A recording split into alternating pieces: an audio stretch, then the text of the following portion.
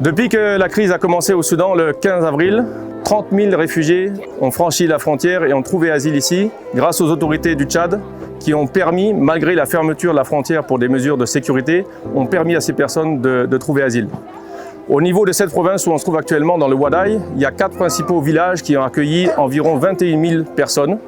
Donc en support au gouvernement, le HCR coordonne la réponse avec l'ensemble des acteurs humanitaires pour apporter vraiment la première réponse d'urgence, notamment apporter des vivres avec le PAM, d'apporter des soins de santé avec différents partenaires à travers des cliniques mobiles, de pouvoir fournir des biens essentiels de première nécessité. Comme vous le voyez derrière moi, ce sont des distributions notamment de bâches, de bidons pour transporter l'eau et de savon. Et puis justement des interventions pour avoir de l'eau potable pour toutes ces personnes-là. La frontière est juste de l'autre côté.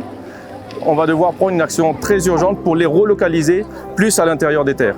Donc c'est une course contre la montre de pouvoir faire cette relocalisation et de pouvoir déjà préparer dans les camps qui vont accueillir ces personnes tous les services en termes d'abri, d'accès aux soins, d'accès à l'eau. Mais une étape cruciale au-delà de ces assistances, c'est grâce à l'enregistrement de ces personnes qui est fait conjointement avec le gouvernement, la CNAR, qu'on peut connaître exactement le nombre de ces réfugiés, savoir leur profil, savoir combien il y a d'enfants, de femmes, connaître aussi les vulnérabilités, ce qui va nous permettre de beaucoup mieux planifier ensuite l'assistance dont ils vont bénéficier. Si la crise du Soudan perdure, il est possible que le Tchad puisse accueillir jusqu'à 100 000 réfugiés.